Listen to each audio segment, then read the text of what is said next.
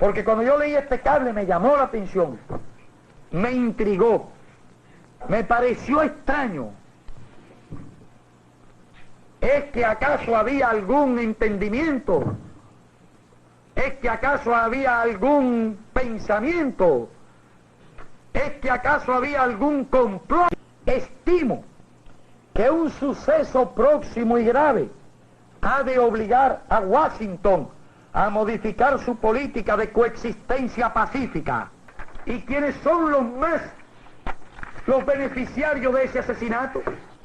Los partidarios de la invasión de Cuba, los partidarios de una política al borde de la guerra y los partidarios de la guerra, los enemigos de la paz, los enemigos del desarme, los peores enemigos.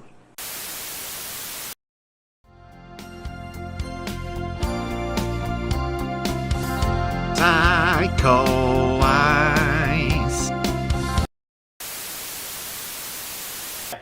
Are we ready, clocks?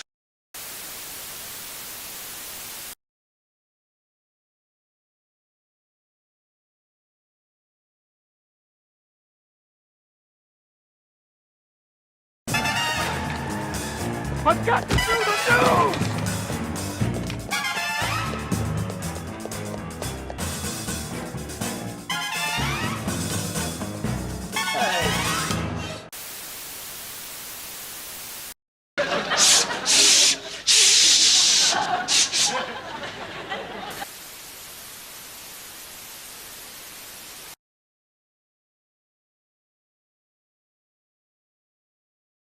How much time? 30 seconds. I'm on right now. I don't believe you. What?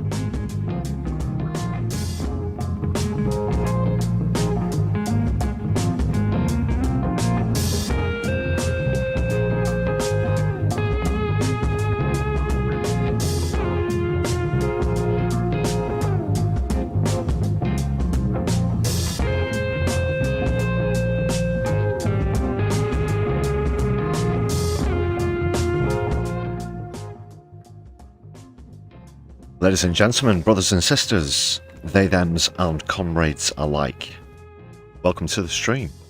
This is the Brews at 10 on my left eye. Solidari-Tea, everyone. If you've never seen a stream before or anything on the channel, we're all about politics and society from a left-wing POV. You're all very welcome. Let's brew this thing.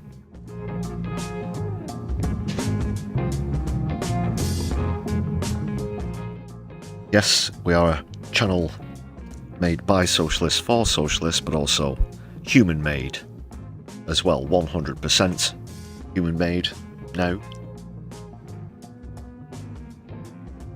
Everything written and edited by humans, even the thumbnails, titles, no AI used whatsoever.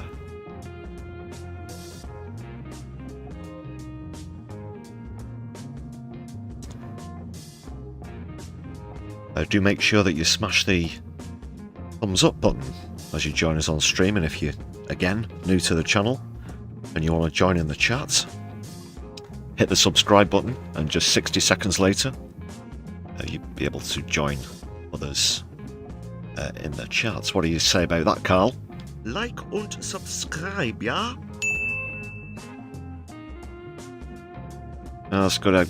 That's good advice from Carl. So who is in the chat already? Divinia, very good evening. Idiosyncrasy. Darren Smith, nice to see you as well. Bev Crusher. Hope you're all very well this eve. You might have noticed already one or two new, not features, but there will be a new feature coming on my channel. One or two new inserts, pre-stream shenanigans. We're always switching it up a bit. Endorsed by socialists all over the world, even historically, as you saw at the top of the stream there. Even some 60 years before it was conceived. Incredible foresight there from Fidel Castro. Hope you enjoyed that. More to come. Not from Cuba, but in terms of quality, new stuff. What a Floki, nice to see you on stream. I think it's been a while since we've spoken live. Yes, that is what we're going to be going into first. Unfortunately, a somber beginning to the stream. Dolly Parton, rest in peace, of course. Unfortunately, just before we came to you live, we found out that she's unfortunately died at the age of 80. What a legend, though. What a legend. And what a legacy she will leave behind. We're going to take a look at some of the latest tributes. It does appear as though you're all similarly minded. Quite shocked. Because that is not just a once-in-a-generation sort of legendary status. It's once in a lifetime, perhaps more than one lifetime.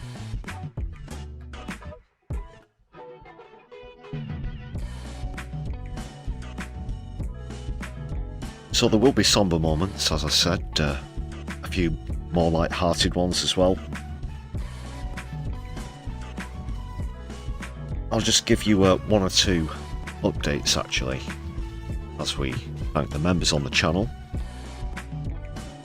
89 now, towards a target of 250. Unfortunately dipped back into the two-figure realm, but we'll get back up there, no doubt.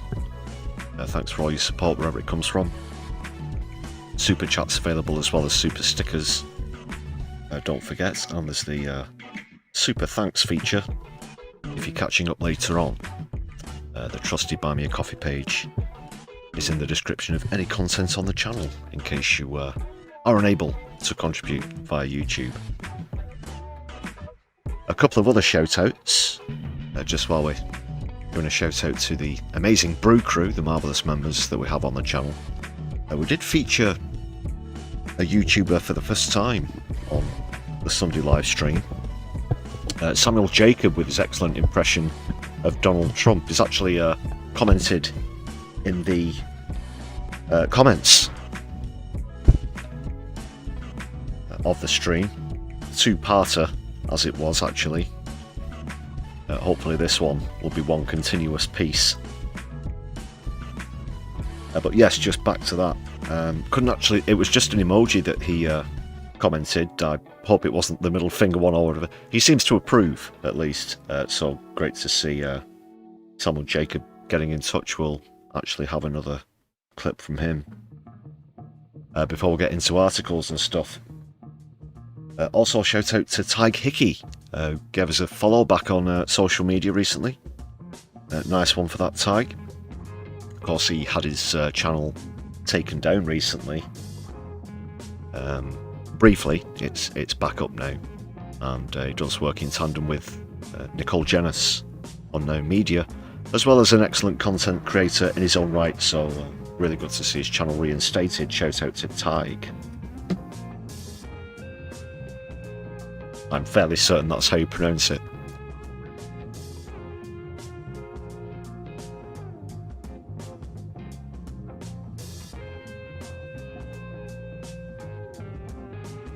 Like und subscribe, ja?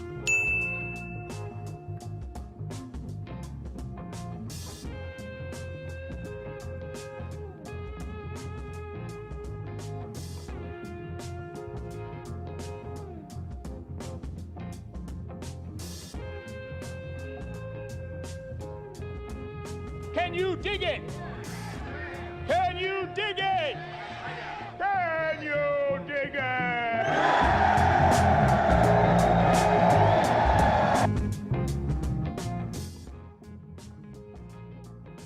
So what else is coming up? We'll be taking a look at Burnham on tour. In fact, that's going to be the subject of the brand sparkling new feature here on the channel.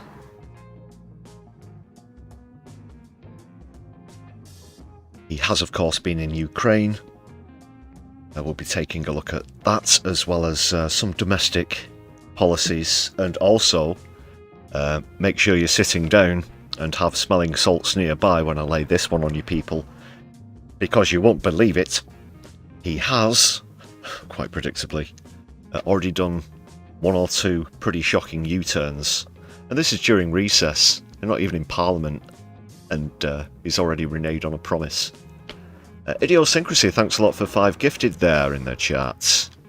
Solidarity. That takes us into the 90s, 94, in fact. Let's big up Idiosyncrasy in the chat, please, everybody. Thank you very much for that show of support. 94 is the score. Any hits, any bullseyes for anybody who's live in the chats? Not that I can see off the top of my eyes. Not off the top of my left eye. Doc Davies in the house. Nice to see you showing some appreciation for those gifted memberships. Thank you very much again. You're a good bunch. Socialists. I heard one of them gave away 5 gifted memberships on that bloody excellent live stream. The what do they call it now? The Tier 2, darling? Is that what it's called? Tier 2? That thing you listen to, or your wife's neighbour's gardener.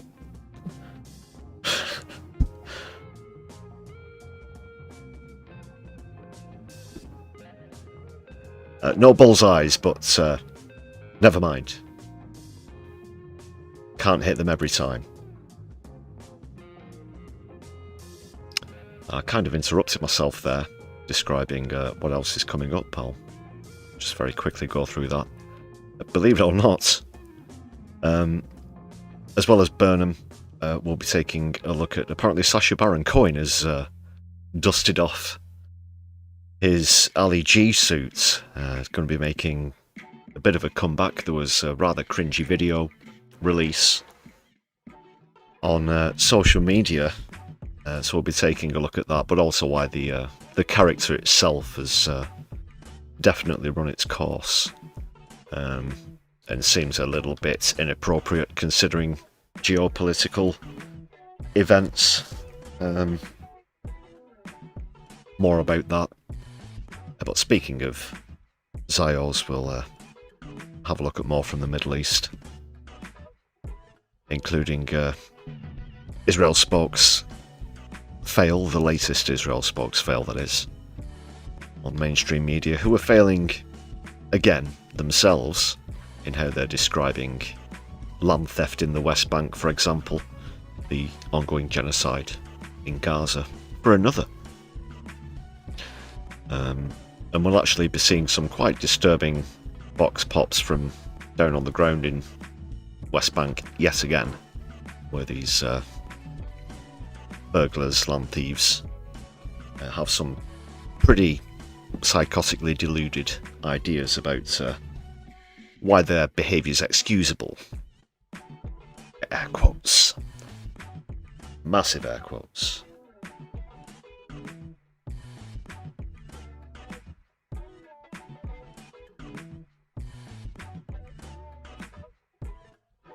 Plus a few other bits and pieces, so yeah.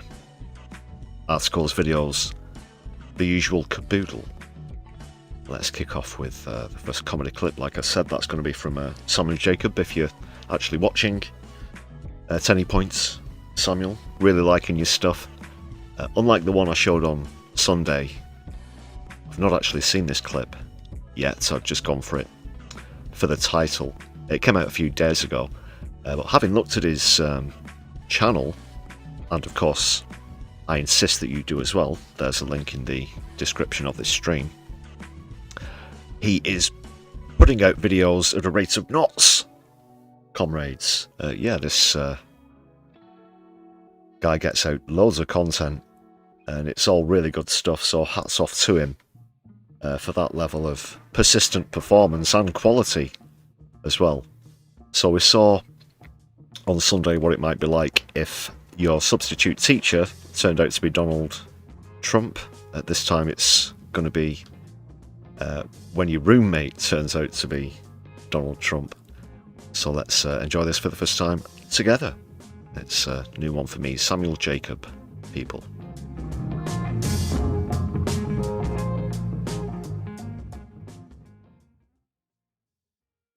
Donald? Jimmy, how was work? Look, Donald, we've got to have a talk. I beat COD today. We called it COD, Call of Duty, and I beat it quite well.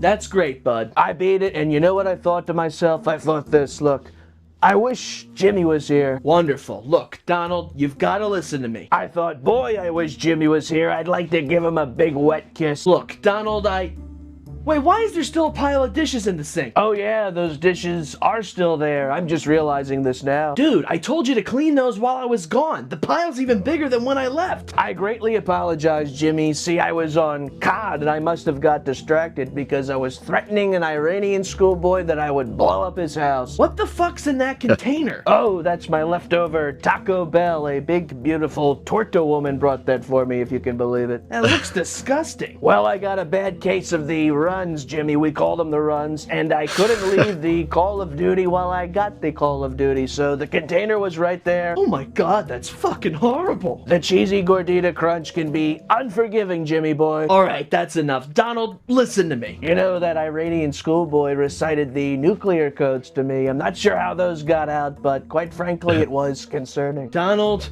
I need you to... How come I've never seen a chicken cross the road? That's kind of weird, isn't it? Donald, I need you to start paying your half of the rent. Oh.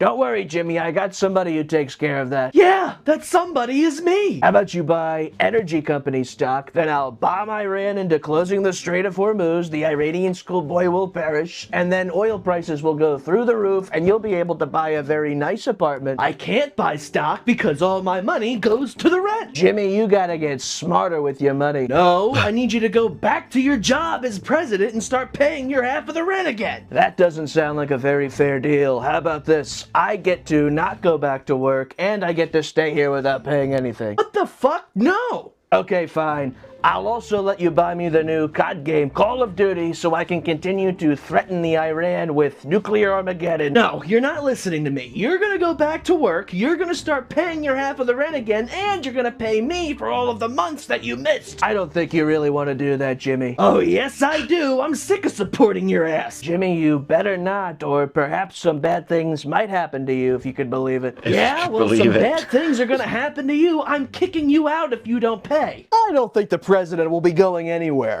What the fuck? Who are you? Hand him the envelope, Ricardo. Yes, Mr. President. What the hell is this? Those are photos of you and that beautiful girl you met and brought back here from the coffee shop, except that wasn't a girl, that was a trans girl, and that trans girl was 15.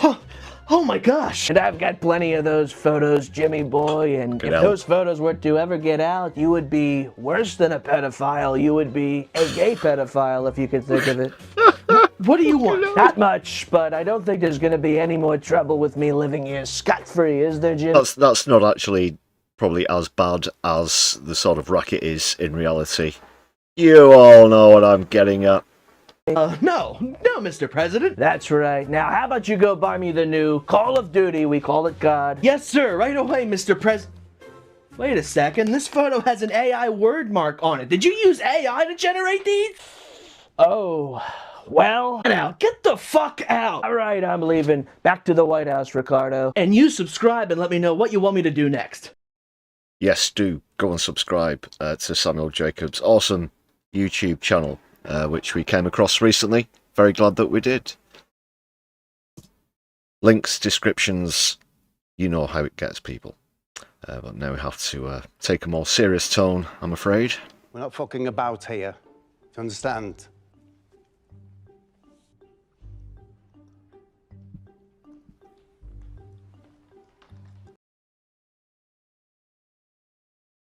Indeed we do.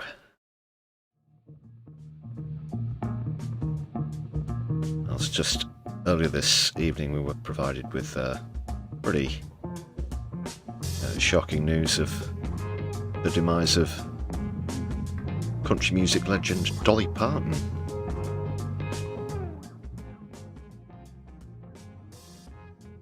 I will just go through this live feed article and take a look at some of the latest tributes. I'll tell you one thing about Dolly Parton that you might have already heard. But don't worry, I'm not going to be speaking ill of the dead on this occasion, but there's some very interesting things about her. Very keen on helping children read, as Idiosyncrasy points out in the chat. Yep, donated millions of books to American school kids, underfunded school kids, of course. But if you take a look at Dolly, you will never see her wearing a short sleeve garment, or in fact revealing her legs above the knee, for in fact they are, or were, unfortunately, covered in tattoos. Did you know that? So that's been a thing for a while, a sort of legend, but the lady in question is, of course, all about far more than that. Let's see what's happening.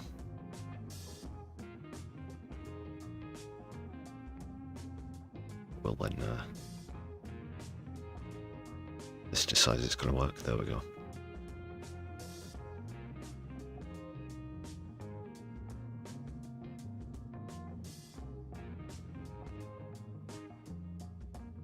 So an incredible amounts of charity work as we just started to get on there. I'll read some of these bullet points. A team paid tribute by saying Dolly's legacy is one of love, compassion and resilience. She sold more than 100 million records worldwide. 100 million, that's a really exclusive category. You do well enough to sell 1 million, let alone tens of millions. 100 million records. Incredible. Having written over 3,000 songs in a career that spanned 6 decades. Sir Paul McCartney says it's hard to imagine a world without Dolly. Oprah, I'm assuming that's Oprah Winfrey, says we're all better because she was here. Sir Elton John says Parton was unique and irreplaceable. From growing up on a dirt poor farm to stardom, no one, blah blah blah. That's a link to another article. Sorry, I don't have time to go through that. Yes, raised in poverty in a one-room cabin, it says here, in the Smoky Mountains of Tennessee. Parton was the 4th youngest of 12 children.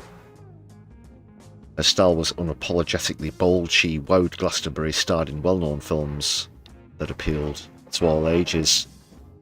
There she's on stage with Kelly Clarkson 4 years ago.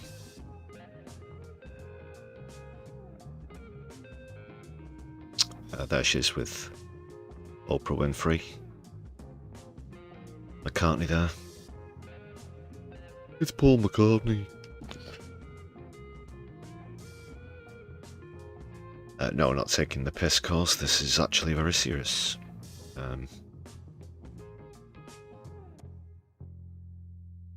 Jane Fonda starred in the film 9 to 5 with Dolly and says she's devastated. She goes on to say, I know that millions are mourning, and I want to say this. More than anyone I have known, Dolly will always be with us because she was so present, so powerful, so generous and playful that she is woven into all our lives and hearts forever. Of course, that movie was also the title of one of her most famous hits. Let's just see if there's any more mention of the other kinds of charity work that she did. We spoke about how she did so much for children's literacy in the United States. And it says a lot. It says a lot when people like Dolly Parton have to step in where the United States government, despite Dolly Parton's immense wealth,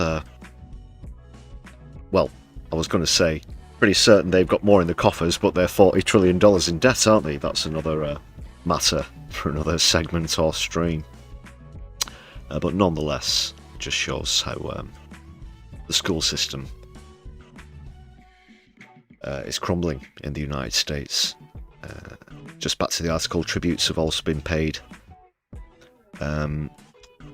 by Diane Warwick, as well as former wife of Elvis Presley, Priscilla Presley, who says she's, that's Elton John, says he's shocked and devastated. He remembers Parton as a giant of an artist, unique, irreplaceable, with the kindest heart. Diane Warwick says, I will certainly miss her laughter, jokes, and her being. Rest well in total peace, my friend. My heart is heavy. Priscilla Presley says, after Elvis and I left the courthouse following our divorce, he sang I Will Always Love You as we walked down the steps together. Of course, that was later covered by Whitney Houston, famously as well. Originally a Dolly Parton hit, and she wrote it. Didn't you know? Very talented woman, very generous woman. That's... what era would that be? Maybe 1970s, that picture, just judging by the hairstyle, the fashion, the quality of the photograph. And public tributes being paid as well.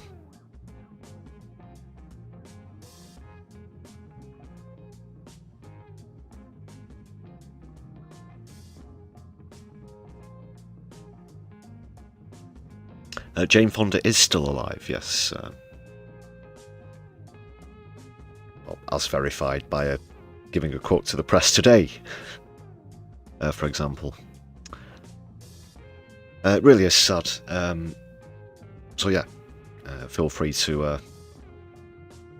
pay your own personal tributes in the chat if you're watching live. There is a book of condolences at the Hall of Fame in Nashville. I'm sure there'll be a lot of signatures in that book over the coming days, weeks, months and years, in fact. That's all we have time for, unfortunately, on that matter. Rest in peace, Dolly. One of a kind.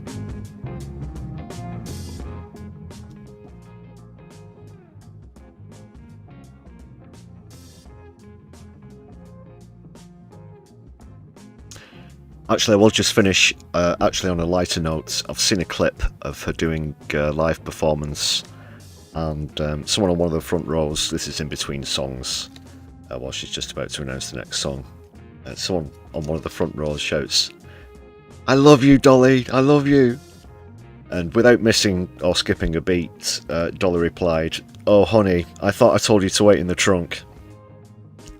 I think that's a really good example to leave it on. Yeah. Great clip.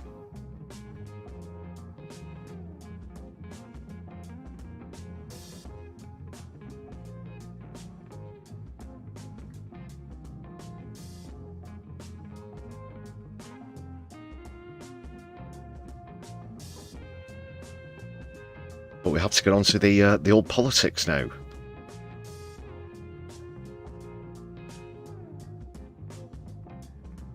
And this will actually bring in a new feature as we start off with UK matters. Burnham's been on tour, and we're going to see what he's been up to with My Left Eye on Burnham. Let's see what's happening.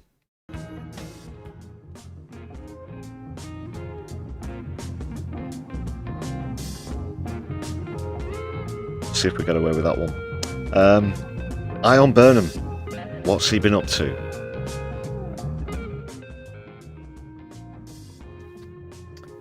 Let's kick off with Ukraine, actually. Yes, he's been in Ukraine. I couldn't believe this.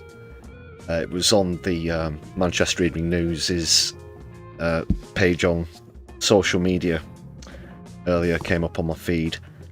And, yeah, had to do a double take. He's sort of gone over there, as all, you know, Mr. Change, doing exactly the same as his predecessors did, all the way, well, when did it kick off? When Johnson was in. And now, yeah, he's there, shaking hands with Zelensky with his blank checkbook, probably in his inside pocket of his blazer. But then at some point, he has joined some Ukrainian soldiers in a bit of a sing-along. And this thing in the Manchester Evening News says he picked up a guitar, fucking hell, and then started to play a Smiths song. Smiths, of course, being a Manchester band, a Manchester-based band, of course, famously them stood outside Salford Lads and Girls Club on the album cover.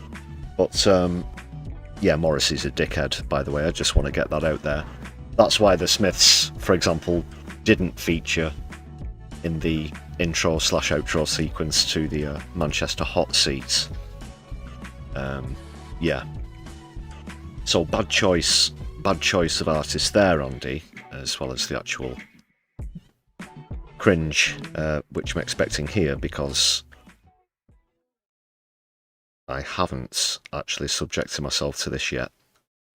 Just retrieved a short video before I came on stream. So I will subject it to you and myself simultaneously. That's the wrong one. The other one. That one, yes. There he is.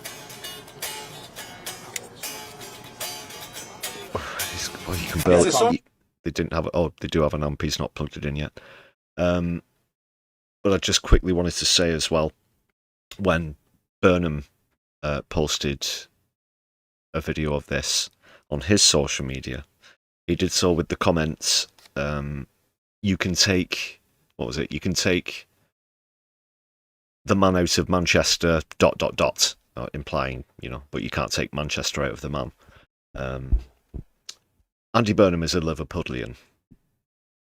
He will sort of switch and change whatever suits him the most. If something's going on in Liverpool, it's, oh yes, you can take the man out of Liverpool, and he'll put the accent on a bit more when he's over there, but then when he comes over here, he sort of tries to, you know, have a bit more of a Manc twang in his voice. It's particular mishmash, quite a unique one, but he just switches however it suits him.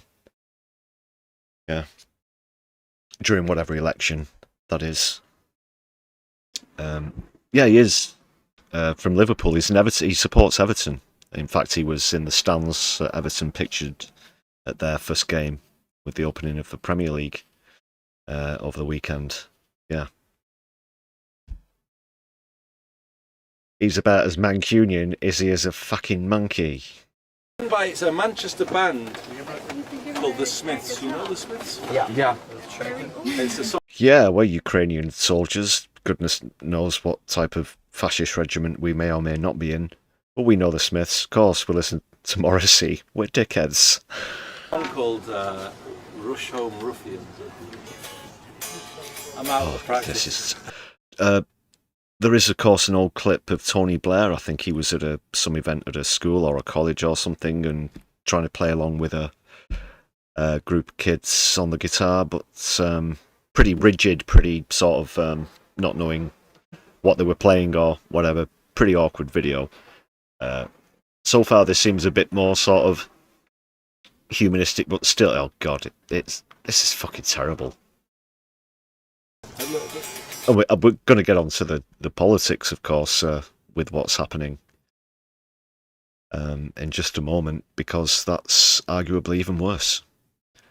Just look at him there with his big fucking Cheshire cat grin, Morrissey bastard.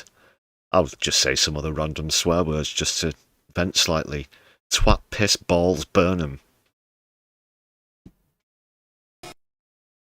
Well, that was it. Yeah, just a short clip there. Do you know this one? Yes, yes. Like, he would have admitted not knowing anything. Don't know how long he rattled about on the guitar for.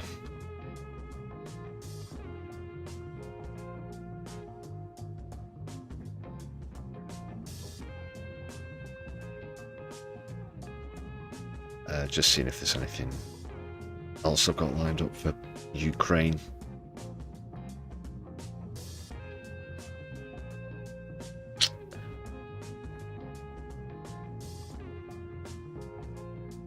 Yeah, but he's supposedly, you know, flying off all over the place.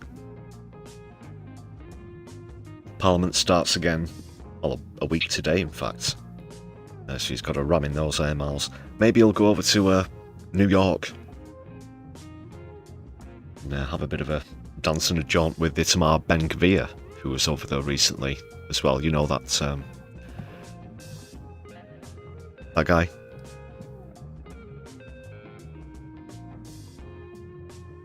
Sorry, Ernst Röhm. Oh no, it is Itamar Ben-Gvir. Alright, sorry. It's easy to get confused. But would you really be surprised to see him, you know, boogieing away on a dance floor with Smotrich and Ben-Gvir? I certainly wouldn't. But I did say there've been some U-turns already.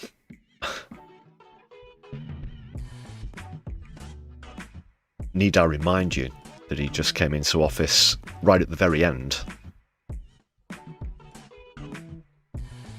of Parliament before summer recess.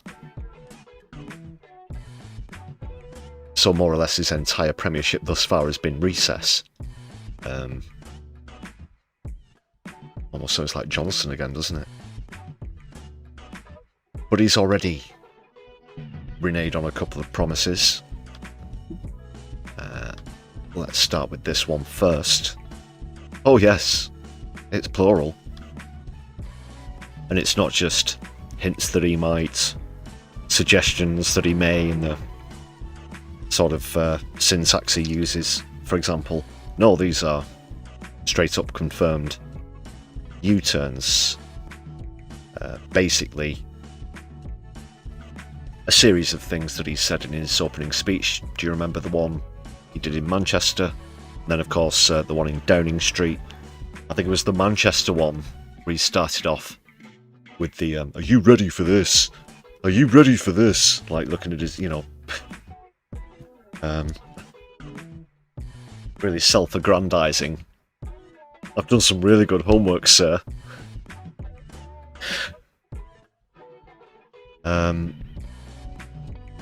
But it appears that even he wasn't ready for a lot of that. First of all, he's refused to rule out tax rises in the autumn budget. Of course, during the speeches, he made quite a big deal out of, well, what he'd describe as the cost of living crisis, but what is actually poverty, tax burdens on the poor.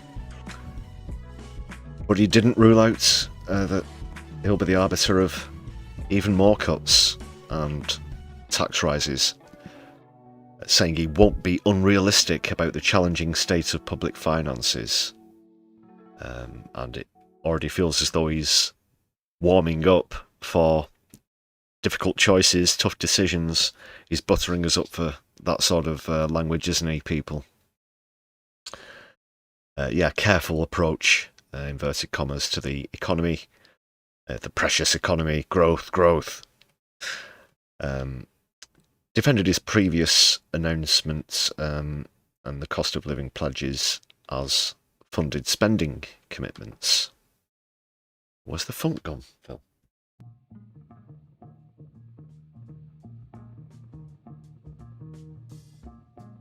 Burnham became Prime Minister in July, promising to give people breathing space and help with the cost of living, but questions remain over how major policies such as social care and reforms will be funded. Experts have previously warned that he and Chancellor John Healey will have little financial room to manoeuvre in their first budget on the 28th of October, unless, of course, they come up with the obvious solution, which is, you know what it is, people. Posting their charts.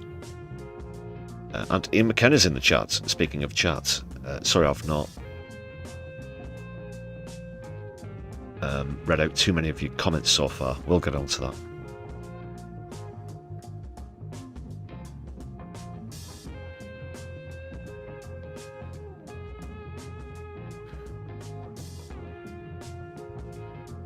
So we're still capping the bus fares at £2, of course, as I've said quite a few times already. That's not really going to, cover everything else.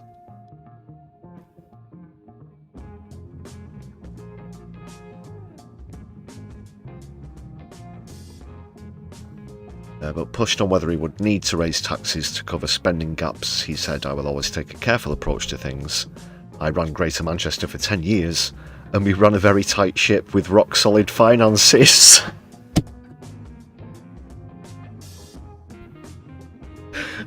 We're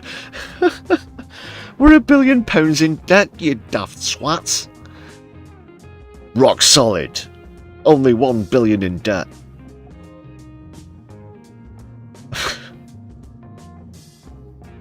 Nothing will change as I commit. I really can't believe he said that. What a tosser. I will always... Oh, God. Nothing will change as I come into this role as Prime Minister. BBC should have used capital letters there. I won't take risks with people's jobs or livelihoods or their family finances. I'll try to help them in whatever way I can. I've already done some things that will help them. Everybody says it. Can you believe it? If you can believe that. So yeah, as soon as they start to say, oh well, you've got to be realistic here.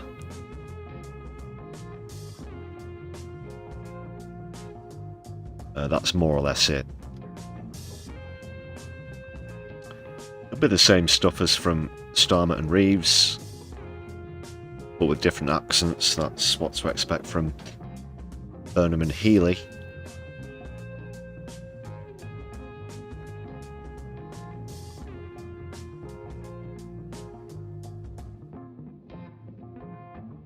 And as well as that,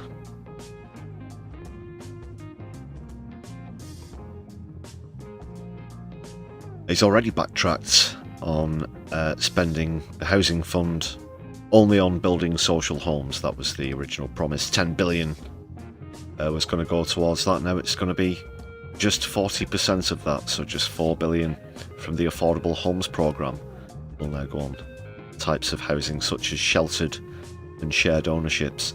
60-40 Burnham. Really, that's what you should call him. Just going back to his Manchester legacy as mayor, there was £1 billion set aside for developments, and 600 million of that went to one specific company. Yeah. But the idea was that it was, going to be spread around a lot and whatnot. So that was another 60-40 split after a previous promise, and there's Angela Rayner as well. Now, this is even a sort of two-part U-turn in its own right now at this point. Because do you remember the 1.5 million pledge for the houses? Yep, to build during Parliament, the entire Parliament, 5 years, to build 1.5 million homes. Angela Rayner was pressed on that recently, given the fact that they've only gotten about 100,000 of the way there, and she seemed to think that her belief in herself, her own self-confidence, could override the fact that they now have just under 3 years to come up with 90% of the promised amount, so that another 1.4 million, pretty much, which is just not going to happen. So in light of that, they've set themselves what you probably see as an even worse target, if you can imagine. I'll just bring this up now. So yeah, massive promise, 1.5 million, that's how it started out. So pretty much promising 300,000 per year when they came in to office. If you want to splice it up that way. But now look at this. Knowing that they will, of course, utterly, catastrophically and entirely fail to meet that target, they've really watered it down to promise just 70,000 social and affordable homes over 10 years. So from promising to build 300,000 per year, they're now down to 7. That's a very significant drop. But of course we all know that most of those 1.5 that were promised weren't going to be social housing or affordable housing. This would have been more of the same problem. Even 2-bedroom houses going for the mid to high 6-figure sums, which is ridiculous. So ministers have announced where more than 70,000 social and affordable homes will be built in England over the next 10 years as part of an initial allocation of almost £10 billion. And the number 10 billion is going around a lot as well. Don't be surprised if 6 billion of that just goes to one company. You heard it here first on My Left Eye. You might be sensing a pattern here. 60-40 Burnham. We've got our eye on you. We're watching Brew.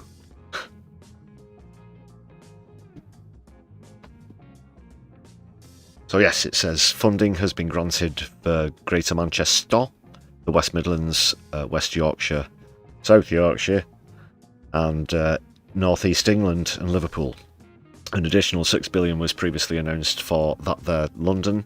It's part of a wider plan to build 300,000 social and affordable homes under the government's £39 billion social house building programme. Charities welcomed the news but said it was still not enough to meet demand, while the Tories said it was an unfunded spending commitment. Social housing provides affordable homes at a low cost managed by social landlords. It includes affordable rented properties as well as low cost home ownership, such as shared ownership, and can be provided by local authorities and housing associations.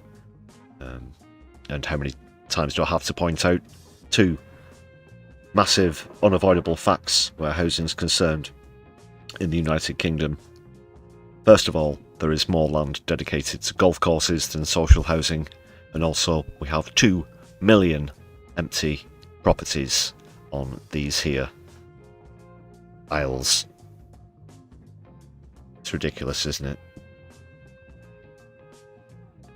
In bullshitting further, Burnham added, I would actually devote all of it to social housing, he said to the Social Housing podcast in May.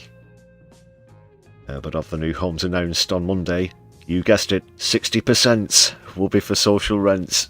Again, 60-40. So every time he says you've got this amount of money for this, it just means you've got 40%.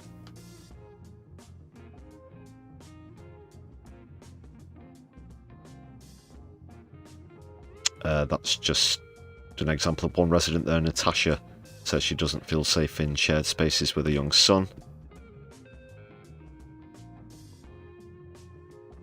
Here's some more stats. Under Labour, homeless figures have continued to rise to record levels, and data released earlier this month suggested 177,530 children were homeless. Sorry, I just have to read that number out again. I read it out right, I just can't believe it. Could you imagine several Premier League football stadiums full of children that are homeless? That's how many we're talking here. I'm not saying that's where they should stay or live. But 100, if you're going to visualise it, 177,530 children homeless in temporary accommodation. In the sixth, India. Sixth richest country in the world. Shameful. So Natasha's been living in a hotel in Milton Keynes for the last 4 months with her son Zaid. He's one of those waiting for a permanent home. The 22-year-old spent the final months of her pregnancy and the first weeks of her son's life living in a hotel. She told the BBC she's no idea how long she'll be expected to stay there, but was told it would only be temporary. And also adds, I'm just scared that when he gets older, when he starts crawling around, she won't even allow him to crawl in such a place like that because it's so dirty. The place became infested with ants, which she repeatedly reported before eventually being moved into another room. She shares a kitchen with 60 other residents. 60 other residents. Yeah. I'm sure that's incredibly logistically smooth, isn't it? 60?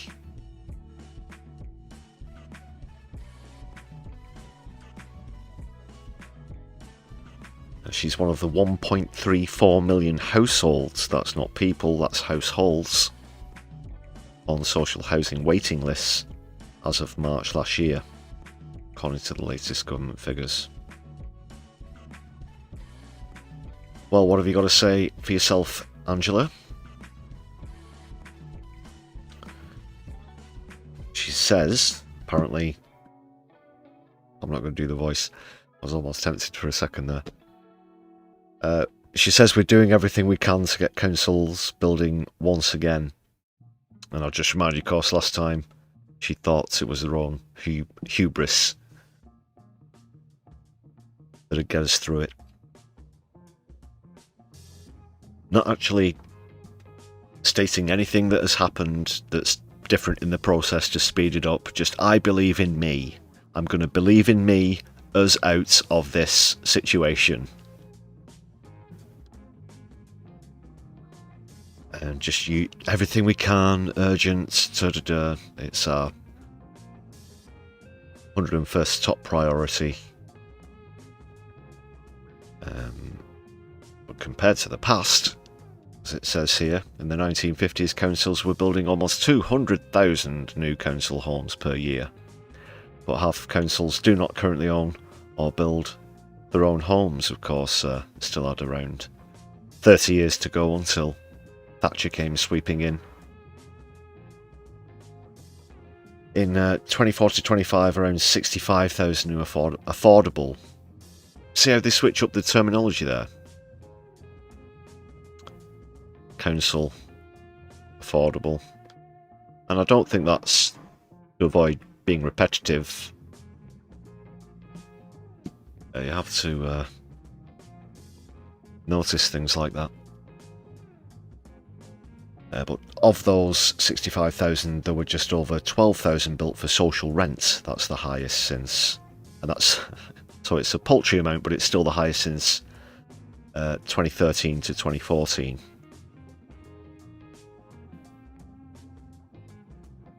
We're just so crap at this, aren't we, as a country, with obvious and real solutions out there that they don't make the political choice to take. Well, just a final reminder of that stat relative to the first promise, from 1.5 million to 70,000.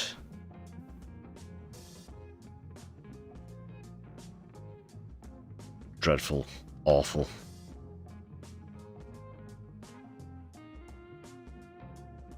What do you think, Vic? Pathetic! And even if they build every single one of those, it will still be a paltry amount.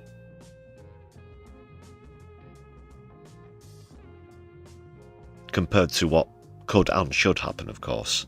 But let's see what you're saying about that in the chat.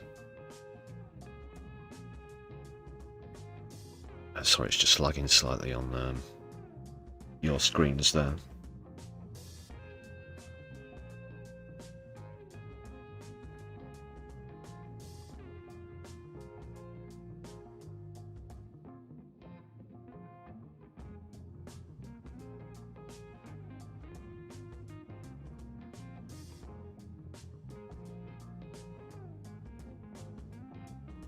Yeah, the whole thing stinks of corruption.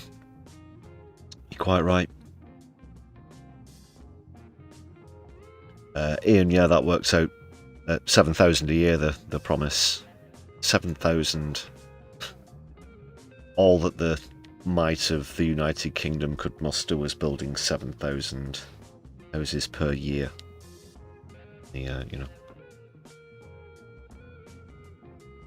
supposed union of the 3 countries plus the other one that they won't let join the party, but give it a special title. Anyway, I'm getting sidetracked.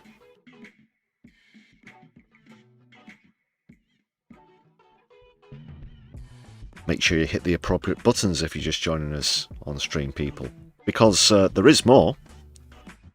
Oh yes, there's more. Like und subscribe, ja?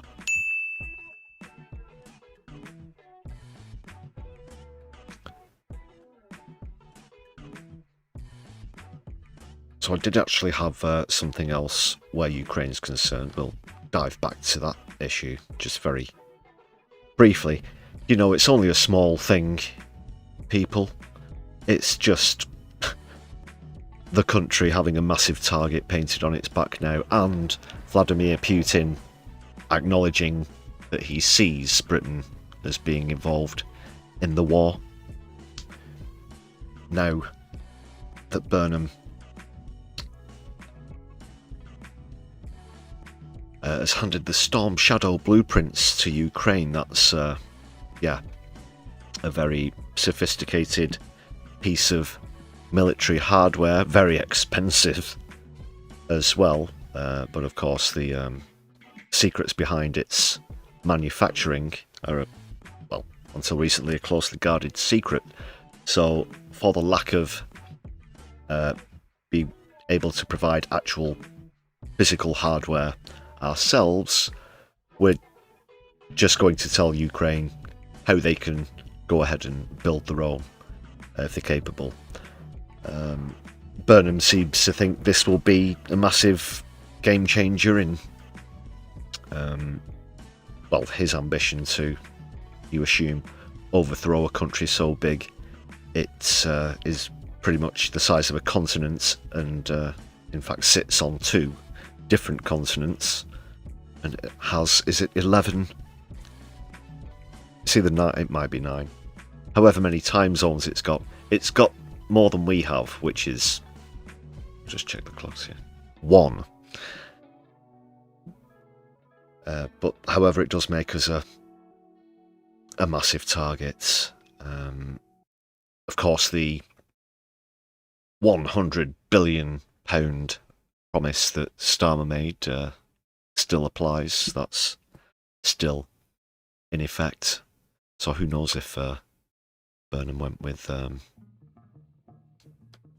blank checkbook again.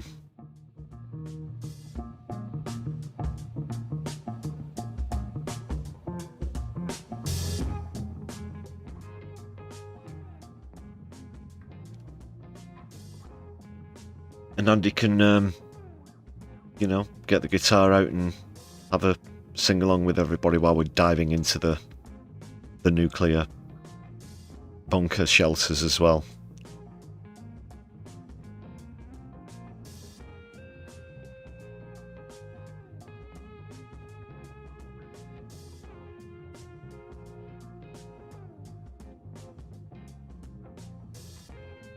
They look rather pally there, don't they? The two of them.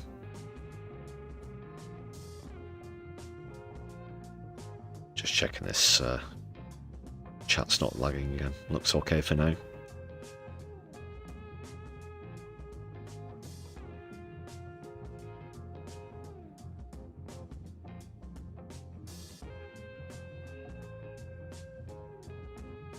So I can't say I approve of much that's happened on the tour so far.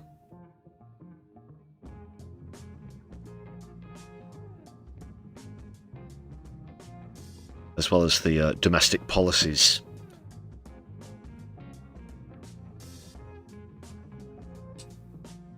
But we'll be keeping our left eye on Andy Burnham through the rest of this recess, and then in a week's time, as mentioned, Tuesday the 1st of September, the next phase of Parliament kicks off again. And then it'll be the real show.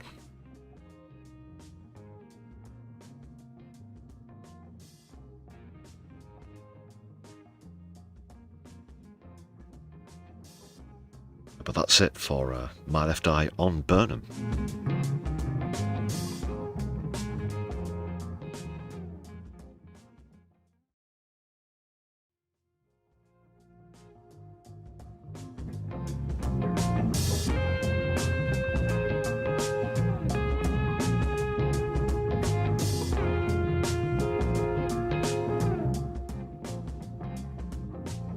Before we look at Middle East matters, a final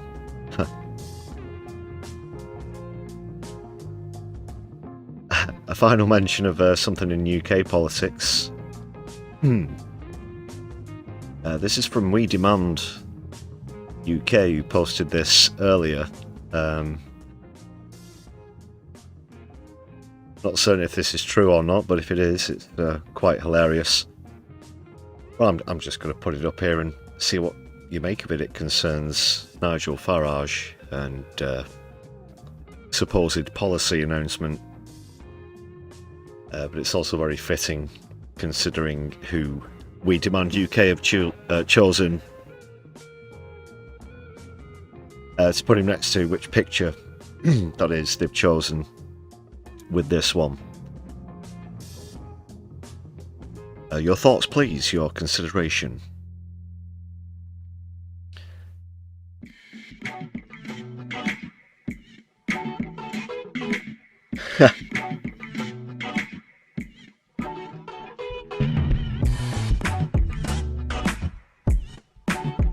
Yes. He's not into ownerism, as Farage apparently, but as We Demand UK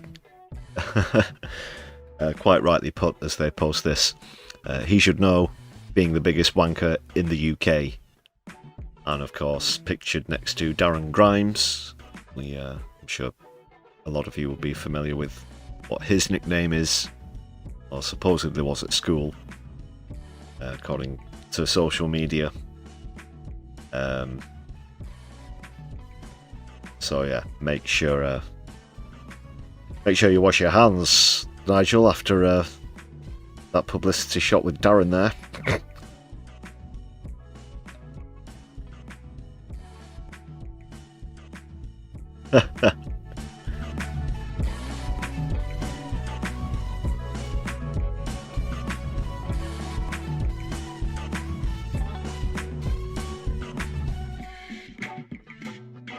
This is actually very serious.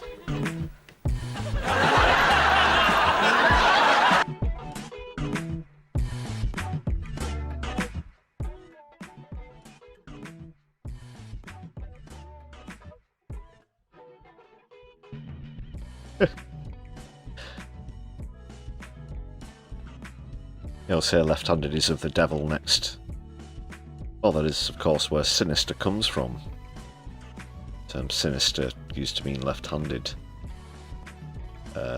Because certain cultures literally thought that it meant you were possessed.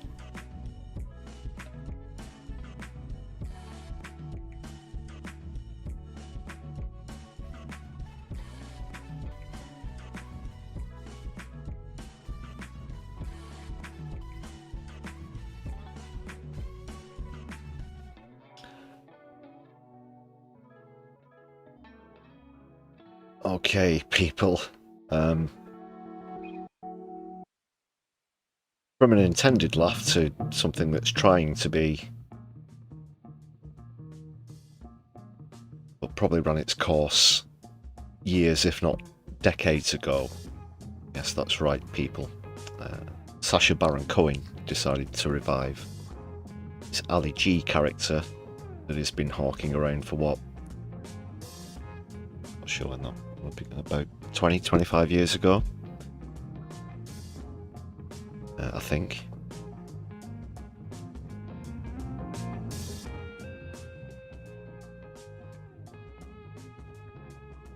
It's released a promo video that hasn't been very well received on social media. You know, of course, considering this is a white guy pretending to be a black/brown person, invoking several stereotypes. Also at the same time, I'm not certain if this is in sync with the Ali G revival, if you want to put it that way. But he was also pictured dressed as a Rastafarian. And I'm certain that if a Rastafarian did stereotype invoking parody performance of a Jewish person, then Sacha Baron Cohen and other people, would be without comment, wouldn't they? Just like they expect us to be about things like Ali G. But of course, it goes without, shouldn't carry on without pointing out that Sacha Baron Cohen is, of course, a Zionist, pro-Israel type arsebag. Which just sort of further shames this old hat routine. Because if the character did have a peak, a zenith, an apex, then if you think about it, that would have been around the same time that the United States of America were on their second invasion of Iraq, of course.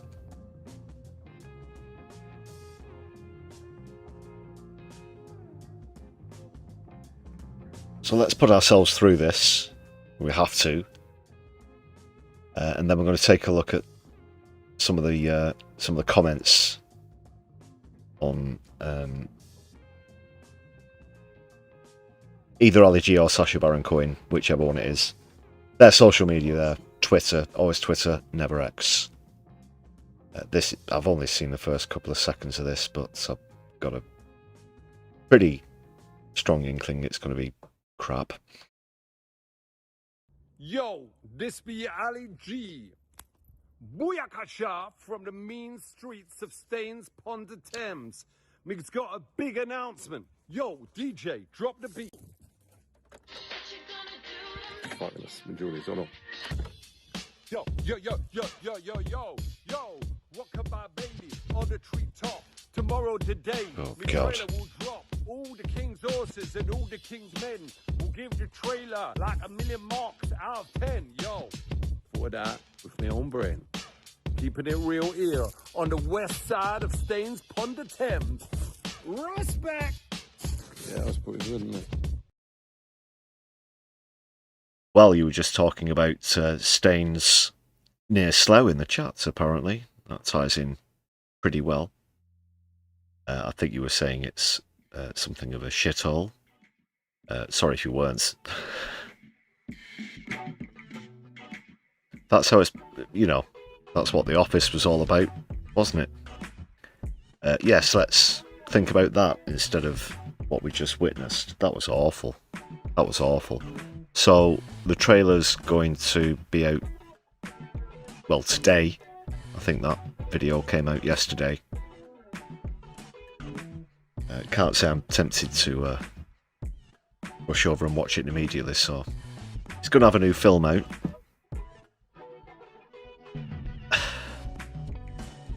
I can disclose that I have seen the first Dolly movie. I can also say that it's probably a good reason why I've only ever seen it once. Let's put it that way.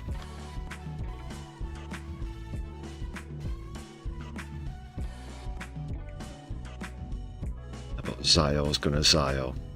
Yeah, there's just, I mean... if it was a brand new character that just came out today in 2026, I don't think it'd go particularly far. There's been far better satirical comedy since that was at its most popular. But also just that, you know, it's 2026. It's other people on social media have compared it to the old David Baddiel doing blackface, other so-called comedians doing blackface characters and things like that.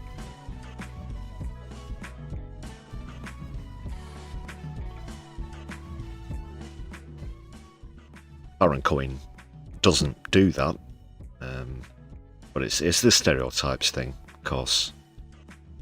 It's pretty low bar as well. It's not, and the thing is, and I'm not making excuses for a Zionist here, but outside of that sort of thing, he, you know, is potentially a witty person or whatnot.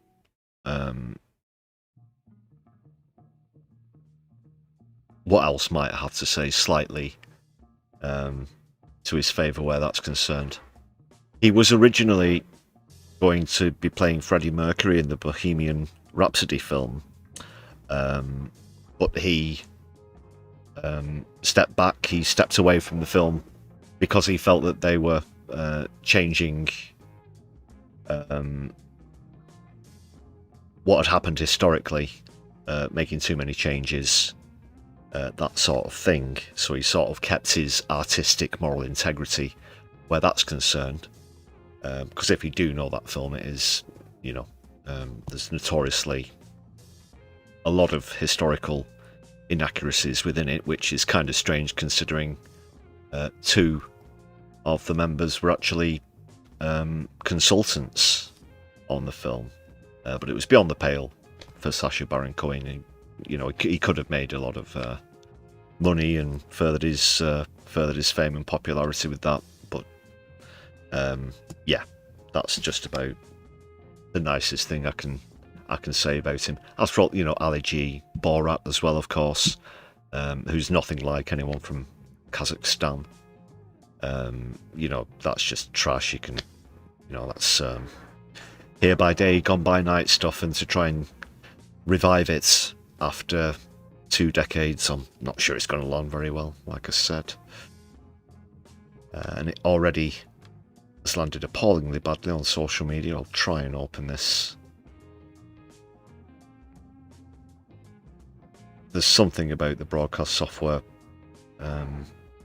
not getting along with Twitter when I try and screen share, which is why I showed you the video separately instead of on the post here. But it's popcorn comments time, not in terms of arguments, but I don't think there's a single show of support for it, and this is the official Ali G page, it says here.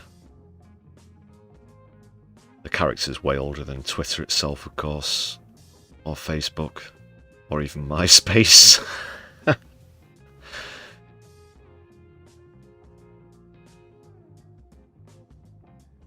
And it would be lovely if you can see it as well. Just got rid of all the BS notifications. Right. And the... God. Yo, me is got some news with a Z. That is even bigger than Biggie. Of course, Biggie Smalls. Hip-hopper. Check this video, he says, and there's a hashtag for it. But we're going to go through the comments. What are they saying? Well, they're not liking it. Let's see what's happening. Have you posted on this? Is anyone watching live posted on this? I'm just going to move this over. That's not a post, that's an ad. Oh no, it's a GIF.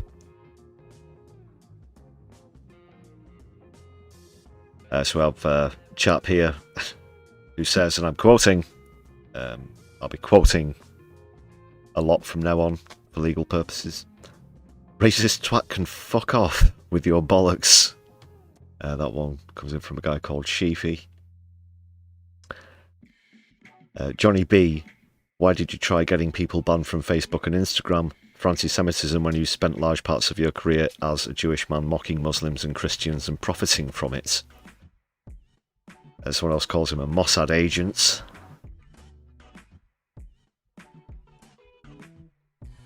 Someone else says, this is the comeback that literally no one was asking for. Fucking hell, man, this is awful, says Antler Beast.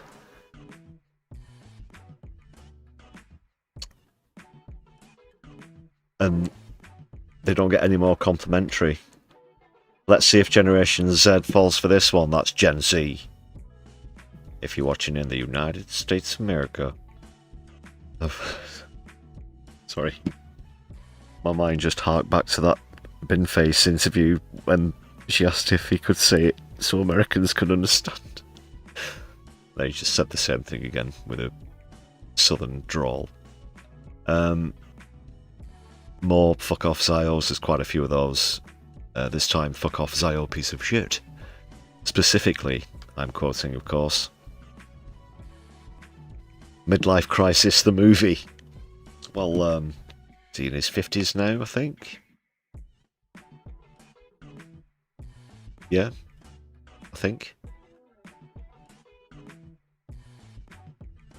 How are you still making money from racism? Ali G, the white bull of comedy. Fucking superstar DJ, the film will be wicked. Fucking hell. Made with grok image. Not funny then, not funny now, please spare us. Oh yeah, he is over 50. This one here says, just S, is it not?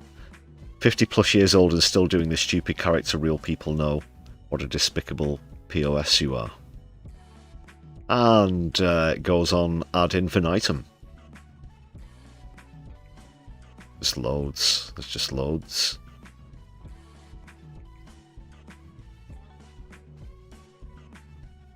It's Uncle Buck. Bill Candy. He's not actually in the comments. He died in the 90s. Right.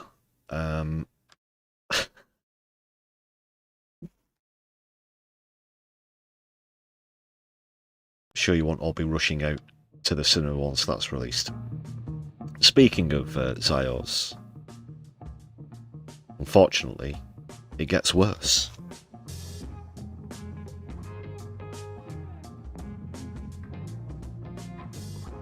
Got a couple more clips here. We're going to start with this one. It's only a short clip, but it's a sort of interject.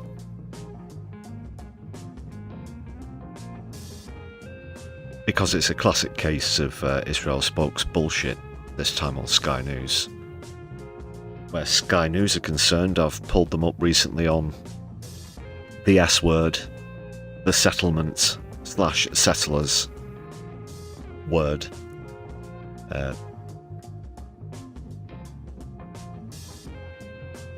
But yeah, what this, you'll have probably seen him before, it's Danny Danon.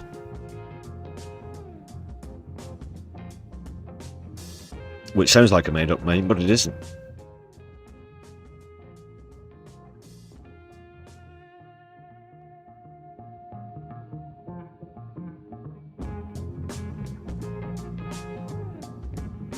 Just give me 2 seconds here, people.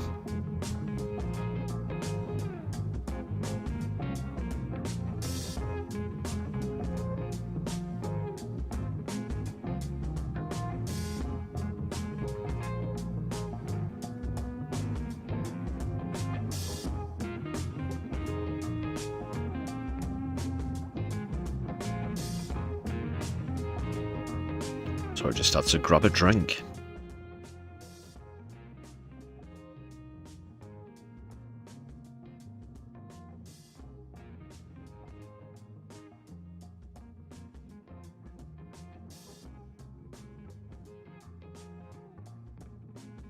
Right, let's see what's happening, people. Good to see you this evening. Be interesting to get your thoughts on... That's your first mistake. No, it's never good to see these people. Why they still get invited onto mainstream media platforms in the first place still staggers me, given their obvious reputation for being strangers to the truth. So no, had to interject very early there, just to point that out, Sky. Good to see you. He looks like a fucking rejected Bond villain. Oh, something like that. I mean, look at this guy. If there was a picture of this guy underneath the headline, 12 bodies found buried in back garden of yada yada yada, would you be entirely surprised? He's got a face that says he just wants to genocide you. For God's sake. Diana's report that... I'm being mean. Yes, I'm being slightly mean. And the fact that the UK government has told UK firms not to engage in economic... So this is a follow-up on the story that they put out, that we showed on the Sunday live stream, regarding the illegal occupation and land annexation, as it actually is in the West Bank. So this is what Danon's going to be responding to. Activity with West Bank settlements. With what? What was that? Engage in economic activity with West Bank settlements. Oh, what a giveaway. Did you hear that? Did you hear that, eh? That's what I'm on about. So that's one. I'm not even taking the piss here, people. And I'm saying this as a sociologist. Yes, I would say I probably specify more, obviously, in British sociology, but also study, of course, things globally. Can you think, without the assistance of the internet, or any reference material, can you think off the top of your head of any other place in the world, where this has happened, that is, the theft of land, be referred to as a settlement, and that the people carrying it out will be referred to as settlers? And once again, we're not talking about a previously uninhabited, undiscovered piece of land where human beings have step foot for the first time.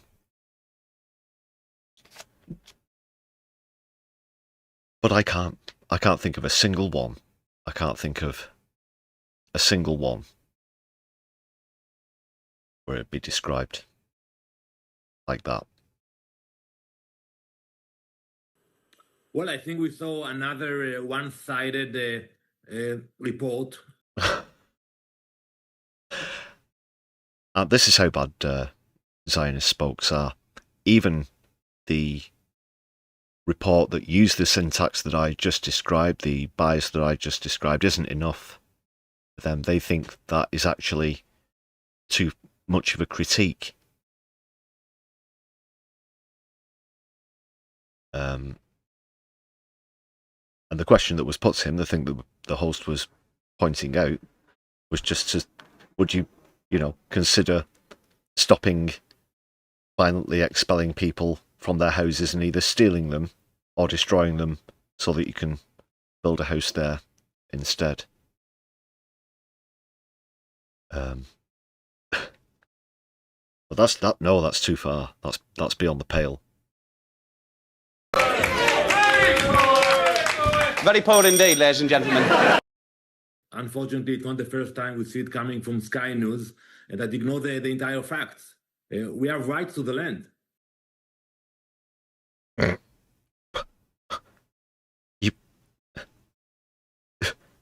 A right to the land? Fuck off. A right to the land. He says they have a right to the land. According to Danny Danon. He's an asshole, sir. Just skip back a couple of seconds. So what's this going to be based on then? Because if you look at a map, maps are a thing, history's a thing, the Geneva Convention and the UN Charter are things, as well as the Doha Accords, various other Abraham Accords, and so on and so forth, are things. Things that Israel usually ignores. But prior to the inception of Israel, just after the end of World War II, it wasn't there, and never had been. That's the more pertinent point as well. So how can something that wasn't even there in 1946 have a claim to someone else's land as a state as well? And just very quickly, while I'm on that matter, I'm going to pull up the BBC here as well, because we should talk about countries, states, as well as the settlement thing, people. I'd like you to also ask yourselves if you can think of any other scenario, any other country in the world that isn't described as a country, because you'll see this quite a lot with the Beeb, Sky News as well, other major outlets. Territory. It's territory. There is some land there and not much doing on it. Territory, which you know, again, you might describe the Arctic or Antarctic as, there's nobody living there. At the well, of course, at the extreme poles. But yeah, because that's what the word itself implies. Territory, terra, of course, that comes from, well, now Italian, but of course Latin for land or earth, and implies that it's barren, unpopulated. It's just some land. It's like St. Helena, but without the few inhabitants that are there, or something like that. Yeah, territory. That's one that really, really gets my goat, if you want to put it that way. Because it is, of course, recognised as a state now, They have a seat at the United Nations, a whole series of countries, most countries other than USA, Israel, their supposed allies, of course, recognise it as a state, as a country in its own right, but the BBC can't bring themselves to admit that. So we can add that to the list, the ever-growing, unfortunately long list of misnomers, if you want to put it that way. Sorry, I'll have to read. Good to see you this evening. Just have to find the place on the clip again. It's around here. Where were we up to? Of course, yes. Do pray tell, Danny Danon, what right you think that Israel has to the territory, and this can't be, well, the country, the West Bank, in Palestine, which is a country.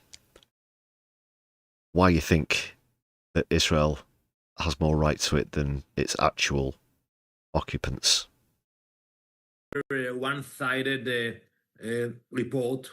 Unfortunately, it's not the first time we see it coming from Sky News, and that ignore the entire facts. We have rights to the land. It's not occupied land. This is our land. I can go back to the British mandate for Palestine or the Balfour Declaration, and basically... Because America and Britain decided that Israel was going to exist in a very small pocket in the north of Palestine at that point. And whilst we do know, of course, here in 2026, that the remit of Ben-Gurion was to annex all of Palestine, that was the reason for Israel being put where it was, of course, political, geopolitical control, not to mention a whole abundance of natural resources in the Middle East. I don't know if you've ever heard about that. But yeah, a nutjob's dream doesn't give you free license to murder millions of people and steal their houses, does it? But when it was created, of course, it was, yes, this will just be the small pocket for this new country that we're going to call Israel, and European Jewish refugees are going to live here peacefully, and that will be that. And it certainly won't be a destructive encroachment and illegal occupation, more or less, from day one, which historically it's turned out to be. So the fact that, yeah, this was cooked up at the back end of World War I and conceived proper at the end of World War II doesn't come into it, because in 1946 it was Palestine. It's always been Palestine. Of course, the ancient Egyptians even called it Palestine, the Assyrians, the Romans. Genghis Khan would have called it fucking Palestine. Alexander the Great. You know, everybody throughout history has called it Palestine. It's never been there. But Danny Danon and these evils, I always think that there's some sort of biblical right, which there isn't. And it's that in itself is also a misinterpretation of what it actually says in the Torah. And you'll hear that from actual proper Jewish scholars as well, the non-psycho rabbis who have their heads screwed on and are completely ashamed and appalled by what Israel does and denounce their behaviour quite rightly. We have legal rights to the land, we have historical rights to the land, we even have biblical rights to the land. So to call us... You can't go to The Hague and outside of the bit where you have to swear you'll tell the truth on a Bible, it doesn't come into play. It doesn't. You cannot overrule the Geneva Convention, the UN Charter, all of those other legal documents with a misinterpretation of a theistic text. And we can argue over faith and atheism and whether you believe they're a bunch of fables or whether they're true or not until the cows come home, but that is the legal situation. If you want to put the ball in another religion's court, for example, if it was a Christian is saying this, they would say that it proves the existence of talking animals. And fictional ones, including unicorns as well. And I'm just stating that as a matter of fact, as to what it actually says. But it will not wash in any court, certainly not in any, well, maybe in a court in Israel, but not in any international court. That Benjamin Netanyahu, Itamar Ben-Gvir, Smotrich, even this fuck here, should find themselves in. Because he's a propagandist for a fascist genocidal regime. And communications and propaganda has for some time now been an element of warfare. And he's just as bad as the rest of them. Whether he believes in what he's saying or not, whether he's just reading from a script, or whether he actually believes it himself, he is just as complicit, I'd say, as those at the top of government. Sorry, that's just how I put it in my own particular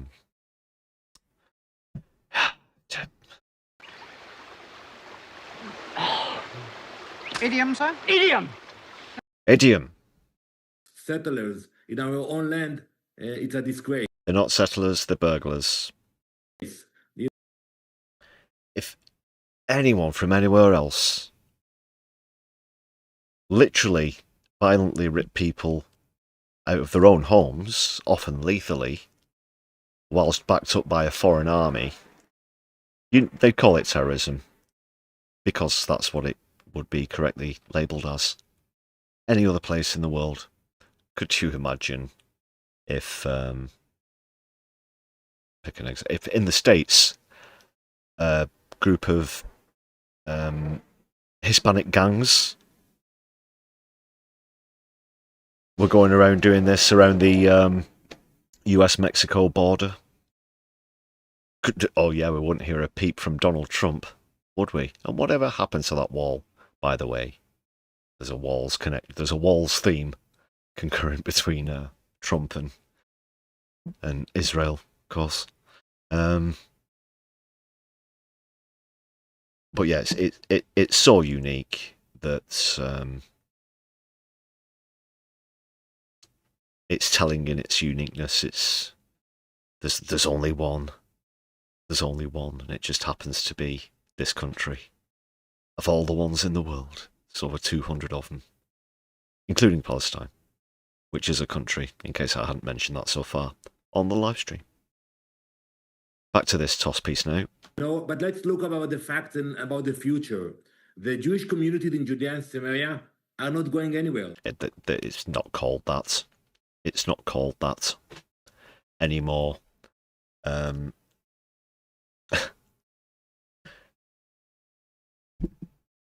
Any more than any fictional place has, it's about as real as fucking Westeros or Middle Earth. They would stay there with the Palestinian communities. The question what you do to allow both communities to prosper, to live in stability, in security. And I think all the talk we hear now coming from the UK and other European countries, applying sanctions or threatening the Israeli government, it's not gonna... You literally wouldn't know what a war crime was if it fell out of a tree and landed on your head like a legal ton of bricks. Would you? I literally would like to know, either from the spokes or, one of these Lycud bastards, what they would consider their own legal limit to be. Because even when they're just doing the sort of spokes propaganda bit, the United States of America and the UK will have reps go on TV and say, oh no, we couldn't possibly do this. This would be a breach of international law and, this, that and the other. Whether they're doing it or not. But in this case, it's just like, we do what we want. There are no bounds. What would they say if you ask them, like, do you even talk about what your legal limits might be when you're consulting on this within your own government, within the Likud party? Probably not. I'm pretty sure that we all know that they don't. But even journalistically, that is something that they should be pressing for. And so far, the only thing that they haven't done is launch a nuclear weapon. Pretty much. That might be what they'd say. Oh, well, we're not going to... We'll just break every other bit of international law in the book.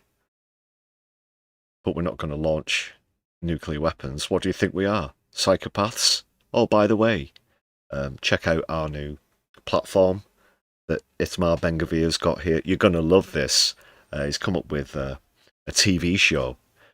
Yes, and people are going to be able to watch Palestinians being hung live. And he's all about it. He's all about it. And he was in a video just the other day as well, when he was sitting in the former head of UNRWA's desk, of course, after he had all of the United Nations aid efforts expelled or killed in Gaza. So he was sat at the desk in his own, as I pointed out on social media a short time before stream, what he's probably seeing in his head as his own Maastricht Treaty train carriage moment, if you know what I mean, people. Well, look who's sitting here now. Fucking hell. Just so fucking awful.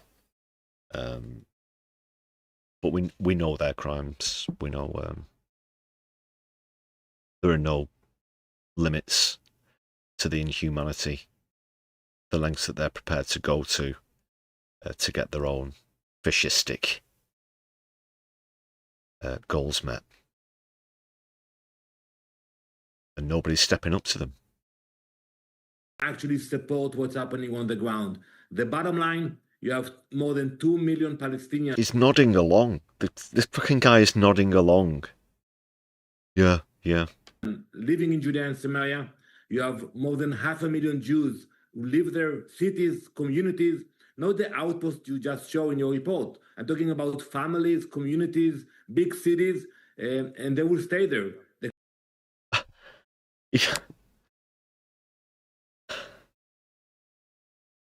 So his excuse for the annexation is that there has been so much of it that there are just so many of them around now that they've built cities. So no. First of all, it isn't happening, and then it's happening in such an abundance that they start to build cities, but they're not their cities, are they? Belongs to Palestine. Oh. This guy has LSD for breakfast. He must do. They're insane. They're just insane.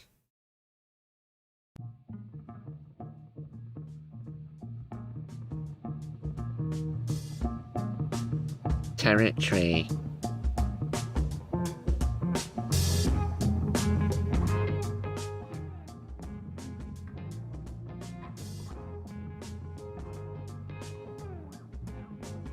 Yeah, shame on Sky on the Beeb. They've been powerfully... Let's do that sentence again. Shame on Sky and the Beeb. They've been appallingly lackluster in holding Israel to account. I'll just say as well, if you don't know, we did a video a while back following our first official letter of complaint to the BBC, highlighting some of the other editorial choices, the language that they use, the syntax, that kind of thing. The lexicon.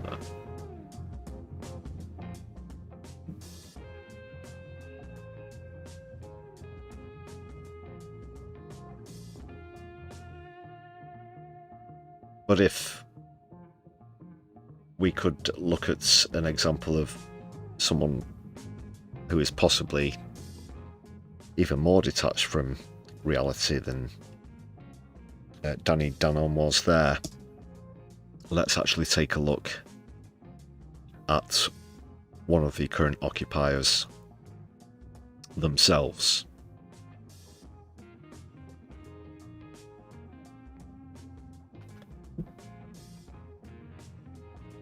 Now, I don't like to judge people by looks, but when you got the biggest grin imaginable on your face whilst you're talking about bombing mosques and churches, as we're going to see in this bit of Vox-Pops from West Bank now, I think it says a lot about what's the word I'm looking for? The level of indoctrination, if you want to put it that way, into Zionism, and the fact that you can gleefully smile whilst talking about this kind of behaviour as this guy gets asked a couple of questions about a new temple that's being built. But I'll let the clip speak for itself. The guy doesn't speak English, so it's translated from Hebrew by the host. But this clip says a lot, because this is the sort of mindset that you're dealing with. I'll say yet again, of course, even if I could clap my hands, snap my fingers, whatever, and make the entire Likud party just vanish overnight, there would still be this indoctrination of the Zionist mindset in the country, and that is the wider and broader problem. What's your opinion about rebuilding the third temple over here? מה דעתך על בנייה בית המקדש שסיפור? He thinks that we should do it as quick as possible. Why? למה? כי זה מצווה שמציבה את עם ישראל בכל מאז שנכנסנו לארץ בפעם הראשונה. It's a commandment that God commanded on the people of Israel since they first entered the land. But what about Oh, that was only 80 years ago. And I'm pretty sure this isn't 100%, hey, look, I'm on TV face, you know, oh, is this thing on? No, it's a genuine sort of excitement about the things that he's about to describe. And it makes my skin crawl, I've got to be honest. It's really freakish. You know, if you see the, well, it's way worse, of course. Talk about something very violent. But when you see those videos of the evangelical churches in America and the like a sort of healing, one of the guys who says they can heal, and people are doing weird gyrations, and basically they trick their own brains into thinking that they're in possession of their Lord, and so on and so forth, speaking in tongues, all that sort of business. This is way worse. This is way worse than that shit, and that's saying something. That really is saying something. the Dome of the Rock? You mean like the Master Moth? Yeah. מה לגבי המסגדים שבנו? צריך לפוצץ אותם כמו שאתם... Saying we should bomb them as quick as possible. ובנוסף צריך גם לפוצץ את כל בתי עבודה זרה והמסגדים והכנסיות. Okay. And I'm not saying this won't have happened, but I can't name any specific examples off the top of my head. If it was Christian Yahoo from the Deep South being interviewed and saying that mosques and synagogues should be bombed, would there be a reaction? Or if it was, we'll try and, there are, various permutations, but if it was a Muslim being interviewed who said that churches and synagogues should be bombed, do you think that is something that would be considered acceptable?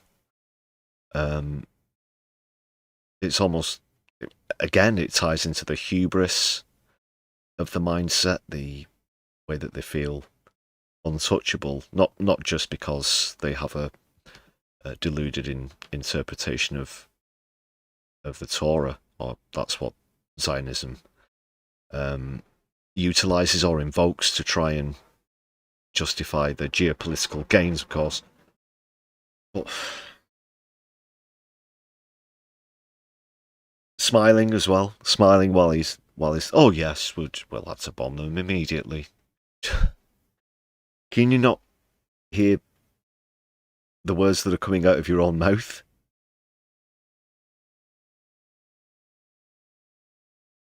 Now, Judaism is, of course, a peaceful religion, separate from the Zionist project. But the real Judaism, of course, condones violence in all of its forms.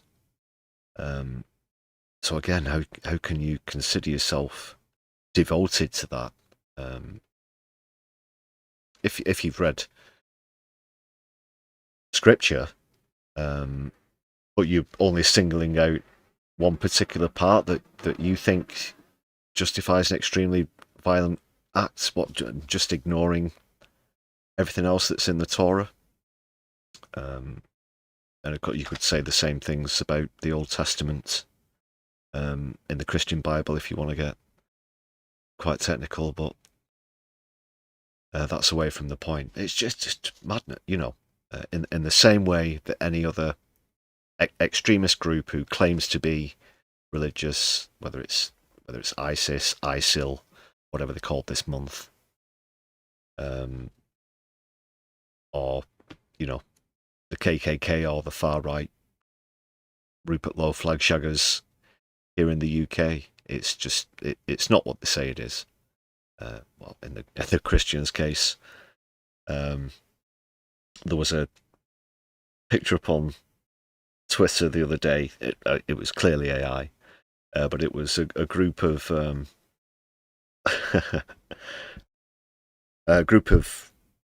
right-wing demonstrators with the flags out as usual, and there was a supposed sort of ghost image of Diana Spencer, or Princess of Wales, above them, and they've got placards that say "Save Our Country" and all of this. But those sort of people, if you ask them what the favourite psalm was, they'd probably stir at the front of the hands. And it's the same way that people like this guy ignore the true teachings of the religion that they claim to follow, just to pick out and misinterpret a very specific point.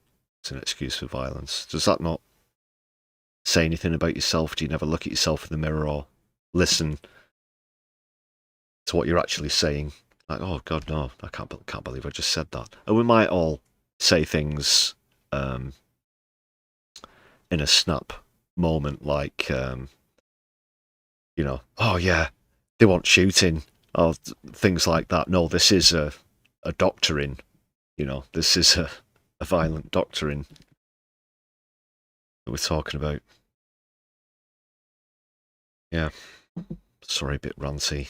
Obviously, it really gets to me just to... This is as much as... as impactful as it would be if they pulled up some old footage of people walking around Munich in the 1940s saying the same thing about Judaism as this guy's saying about Islam and places of worship. Grotesque. And that we should bomb all of the churches and mosques in all of Israel. Ask him if he realizes he's a fucking racial supremacist. Land that God gave to the Jewish people, so there's no place for other religions or...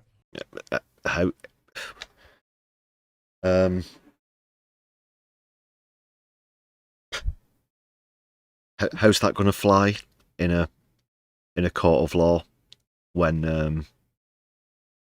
land ownership's concerned? If there's a This is obviously a different sort of scale here, but you might even read in your local newspaper about disputes about encroachment between one neighbour's garden onto another, or a tree, or perhaps some other sort of shrubbery or fauna. But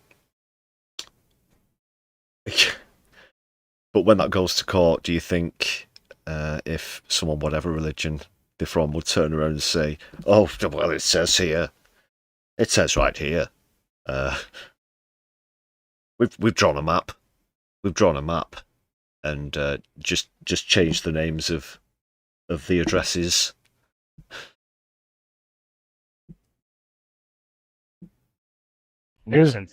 Is there another way except bombing and killing? Well, I want to see his reaction when he gets asked that in Hebrew, actually. יש דרך אחרת חוץ מלהפציץ ולהרוג משהו. Yeah, do you actually know how ludicrous that proposition is? Is there any other way? And I am genuinely worried, because there are, potentially as many as 6 million people with this mindset in Israel.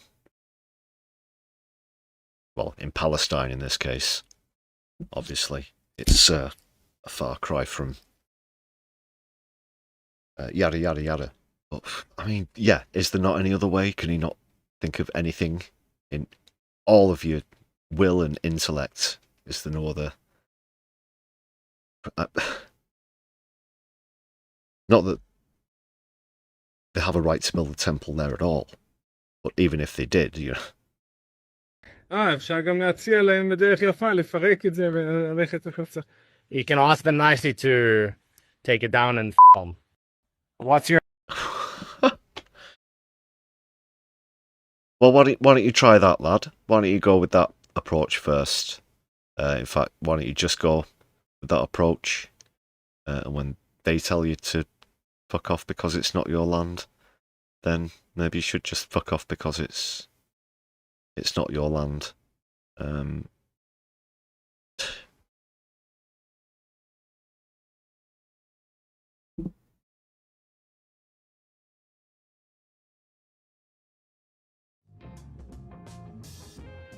I'm leaving that there.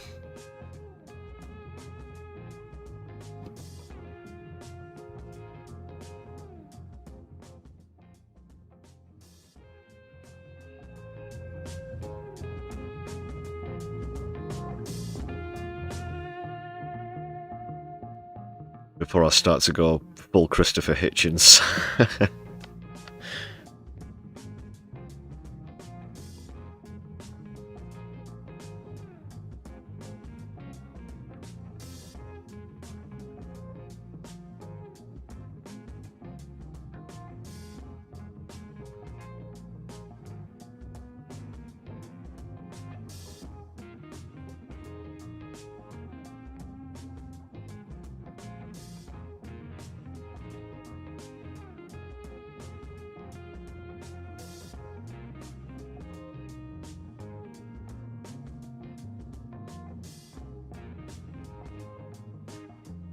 Alright, people. Have you smashed the appropriate buttons? Like und subscribe, ja?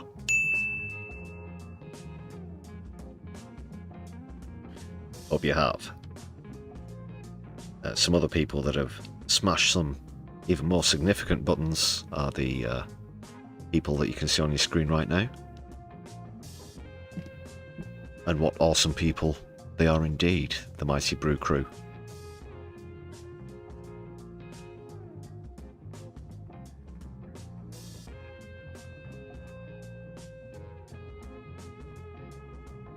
Yes, you can add your name to this roster for just 99p, lots of perks to enjoy. Hit that relevant button. Join, I think it's called at the moment.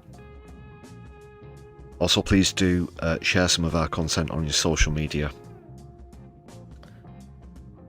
And check it out on a mobile device, if you could please, people, on your phones or tablets if you have them. And once you hit the like button, will prompt you to give some hype points. That's totally free for you to do, but it just gives us a boost on the old algorithm.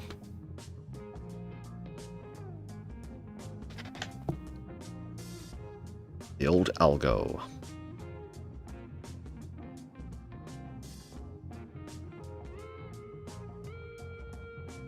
So as you may have sensed, we always give another shout out to the members as we start to get towards the end of proceedings.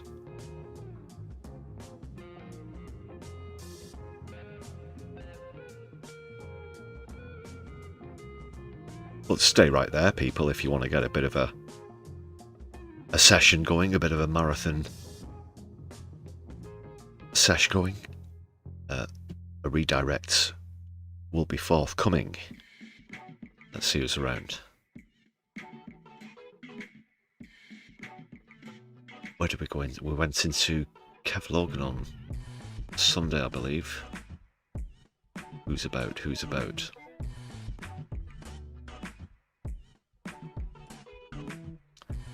Oh, we have no justice. It looks like Kev isn't with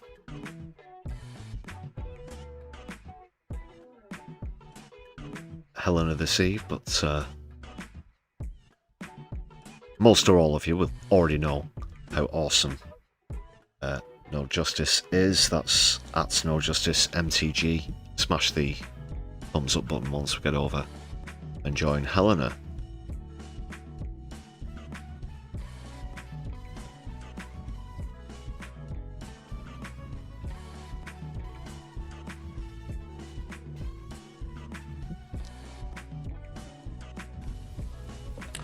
And I'm getting quite near the end now of this analysis.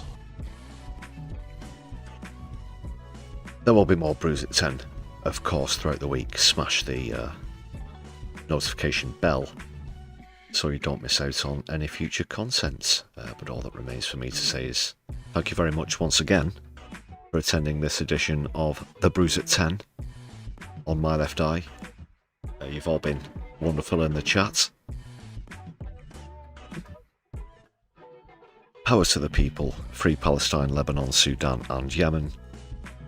Don't let the bastards grind you down. Don't watch the news, be the news. My Left Eye will be seeing you very soon. I'll catch you over on No Justice. Solidarity. Night.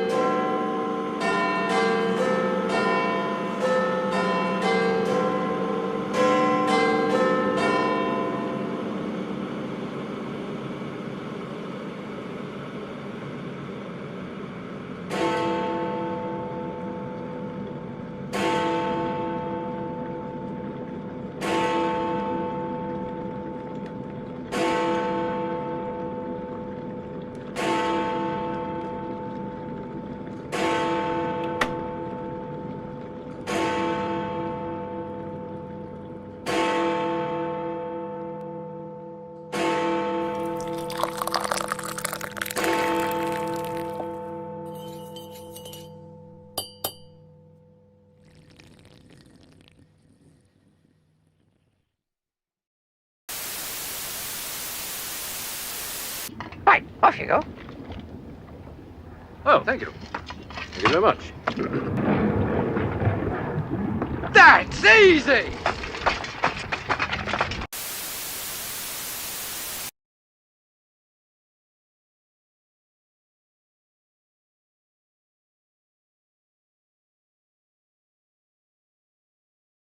It's what Hitler and Goering did, and it is textbook. And if you think the next time it happens, we're gonna recognize it because they're wearing scary uniforms, you're out of your damn mind.